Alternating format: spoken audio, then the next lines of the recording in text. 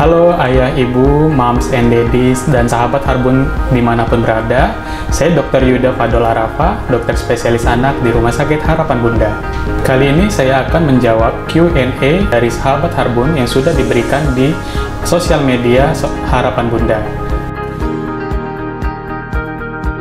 Jadi pada demam berdarah atau demam denggi atau nama lainnya demam berdarah denggi, ini memiliki gejala yang khas. Dia dengan demam yang tinggi, mendadak, dan terus-menerus.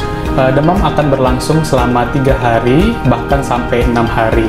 Demam ini kadang gejalanya khas seperti pelana kuda. Jadi demam tinggi di 3 hari awal, kemudian akan turun di hari ke-4, 5, dan akan mulai sedikit naik di hari ke-5, 6, kemudian akan turun kembali. Selain itu, gejalanya disertai dengan nyeri kaki, nyeri sendi, atau nyeri di bagian belakang mata, atau disertai dari nyeri kepala. Kadang anak juga disertai dengan tanda-tanda perdarahan, seperti perdarahan di mukosa, seperti mimisan atau gusi berdarah, atau ada tampak bercak-bercak merah di kulit. Selain itu, dari gejala-gejala tersebut yang telah saya sebutkan, ada tanda-tanda bahaya yang harus kita perhatikan, yaitu demam yang sudah menurun namun anak kondisinya tampak sakit berat, kemudian disertai dengan gejala muntah yang terus-menerus, atau anak tampak lemas, atau anak tampak gelisah, atau disertai dengan nyeri perut dan jumlah BAK atau pipis yang terus menurun.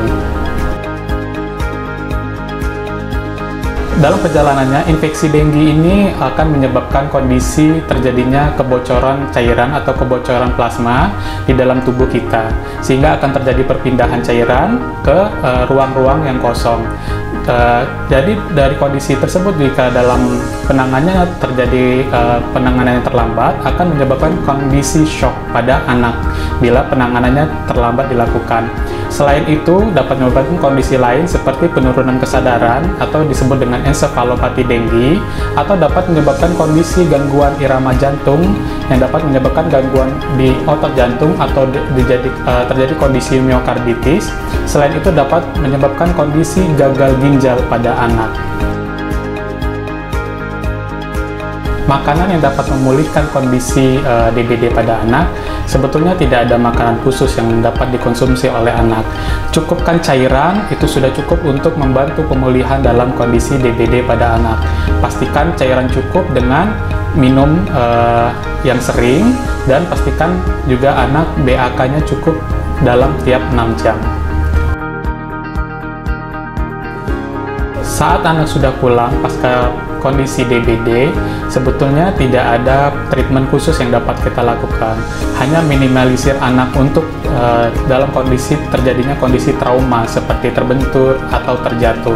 Karena dalam kondisi pemulihan ini, kadar trombosit anak masih di bawah nilai normal. Kemudian, di mana nilai trombosit ini akan mulai naik dalam 1 minggu sampai 2 minggu setelah kondisi DBD selesai. Ada vaksin yang dapat diberikan kepada anak adalah dengan vaksin denggi. Vaksin denggi ini diberikan pada usia 9 tahun sampai usia 16 tahun. Diberikan dengan interval 6 bulan. Syarat untuk pemberian vaksin ini adalah anak pernah dirawat dengan kondisi DBD atau telah dilakukan pemeriksaan serologi denggi yang dinyatakan anak serologinya positif, baik antara IgM atau IgG-nya yang positif. Selain itu, pemberian vaksin denggi ini dari hasil penelitian menyatakan bahwa vaksin denggi sangat efektif untuk menurunkan angka kejadian kasus yang berat sebesar 90%. Jadi tadi adalah jawaban dari Q&A sahabat Harbun yang sudah disampaikan di sosial media Rumah Sakit Harapan Bunda.